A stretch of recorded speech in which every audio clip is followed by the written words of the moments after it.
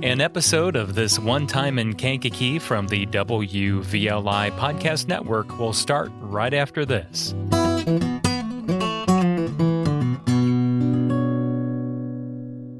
Support for This One Time in Kankakee comes from Raven Spring Media, where method, media, and mindfulness create impact. From video production, photography, animation, and team building, Raven Spring Media creates compelling content that captures your brand's unique story in a strategic way. With over 20 years of visual storytelling experience, Raven Spring Media brings together creative expertise and a fresh perspective to every project they undertake. Begin your story today at ravenspringmedia.com.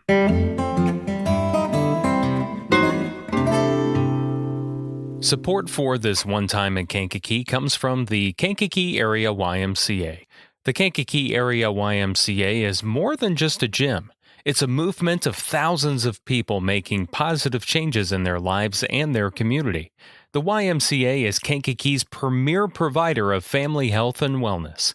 Become a Y member today at their location on Kennedy Drive in Kankakee or at k3ymca.org. For youth development, for healthy living, for social responsibility. The Kankakee Area YMCA.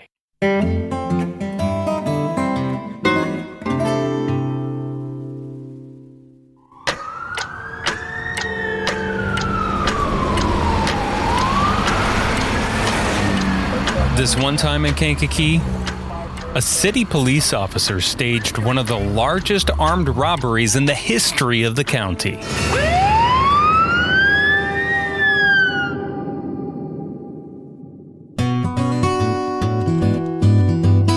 Welcome to This One Time in Kankakee from the WVLI Podcast Network. I'm Jake Lamore. It was Saturday, September 3rd, 1966. High noon. While most Kankakee was settling into their Labor Day weekend plans, a high-stakes drama was unfolding in a narrow alleyway beside the City National Bank, which is present-day the Kankakee County Administration Building at the corner of North Schuyler Avenue and East Court Street. A Kankakee armed car service truck pulled into the alley. Behind the wheel was 24-year-old Ronald T. Balthazor. He'd had a busy morning, making pickups at the Bell Discount Store and Tittle's Food Market. This stop at City National was supposed to be his last. Balthazor stepped out of the cab, a heavy bank deposit bag in one hand, his other hand still resting on the truck door. That's when, according to his initial report, the world turned upside down.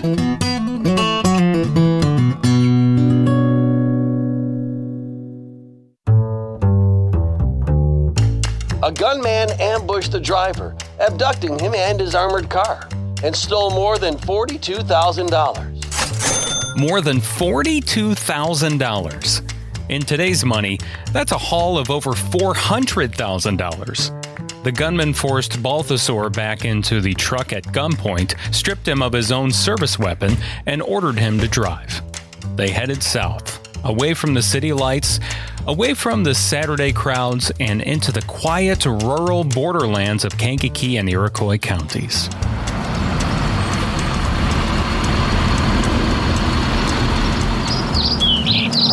On a lightly traveled back road, the gunman told Balthazor to pull off the pavement. According to the driver's statement to Police Lieutenant Thomas Jones, the robber then forced him to the floor of the truck and handcuffed him to the steering column. Then, silence. Balthazor told police he heard a car drive away, leaving him trapped inside the heavy armored shell of a truck. It was September, and it was hot. Usually an armored car is a fortress, but today it was an oven. The truck's air conditioning unit had failed. For a full hour, Balthazor sat there, handcuffed and helpless, as the temperature inside the metal cabin climbed. Finally, a passing motorist, a man named Earl Gillespie from Clifton, spotted the parked, still running armored car. He pulled over, found Balthazor, and called the sheriff's department. When the deputies arrived and freed him, the scene was harrowing. Visibly shaken after the experience, Balthazor sat in the police car at the scene, answering questions in a heavy sweat. The 24-year-old driver was unharmed, although suffering from heat exhaustion. But there was a detail in that report that made this more than just a standard robbery. Ronald Balthazor wasn't a professional armed car driver. He was a substitute. He was actually an off-duty Kankakee City police officer, filling in for another officer, Clifford Lord, who usually made the run. A cop kidnapped, a massive fortune gone. The city was on edge.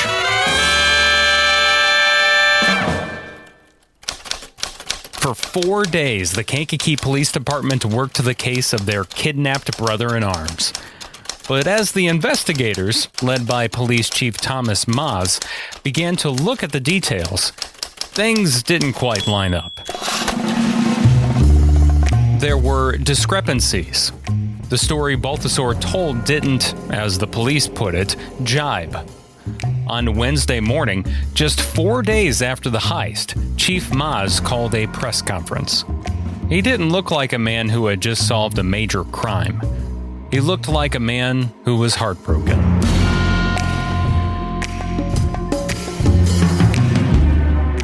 I never thought it would be necessary for me to have a press conference like this. It grieves me to tell you that one of our policemen, Ronald Balthazor, has been booked and is going to be charged with the theft of $42,000. The investigation had turned inward almost immediately. Balthazor had been a member of the force for only 8 months, working the night shift. He lived on the city's east side with his wife and 2 small children. He seemed like a typical young officer. But beneath the surface, there was what the chief called personal problems. He wanted out. He wanted to get away from the area. And he saw $42,000 as his ticket. The turning point came in Chicago. Balthazor was taken there for a lie detector test. Under the pressure of the polygraph, the facade crumbled. He confessed. He then led Chief Maass and Lieutenants Jones and Rogers to a quiet spot along the Iroquois River. There, hidden behind a pile of rocks and broken up tile, was the loot. 3 bags and a pouch containing the full $42,000. Nearby, in a cornfield, they found his discarded service revolver.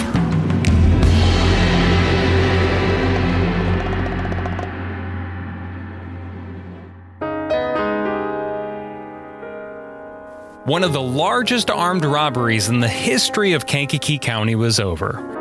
But the fallout was just the beginning. Shortly before his arrest, Balthazor formally resigned from the department. A Kankakee County grand jury indicted him on grand theft charges. A relative eventually posted his $5,000 bond, and the young man who had been a police officer just days before was now a man awaiting trial. It's easy to look at a story like this and see a villain. But Chief Maass, even in his grief and disappointment, offered a different perspective to the reporters that day. A perspective on the thin line between the badge and the person wearing it. People have to remember policemen can be tempted as well as anyone else. It's a reminder that sometimes the most dramatic stories aren't about the slickers from out of town or mysterious gunmen in alleys. Sometimes they're about the people we think we know, facing problems we can't see, and making a choice that changes their lives forever.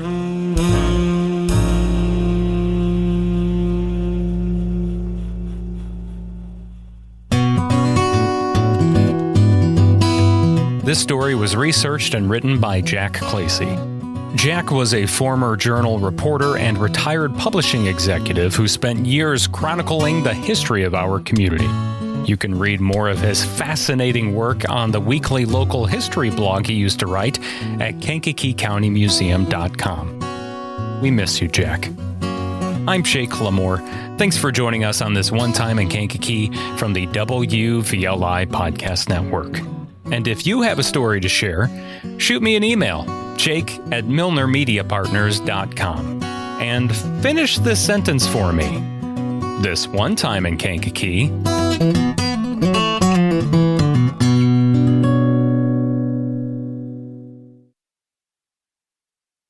Listen to all of today's local news in one place. Checking your WVLI news, I'm Rob West. The WVLI News Update brings you the day's news in 10 minutes or less. Clear, credible, and on your schedule. Follow now wherever you get your podcasts or at WVLI927.com and click on air. It's all part of the new WVLI Podcast Network. The voices you trust beyond the dial.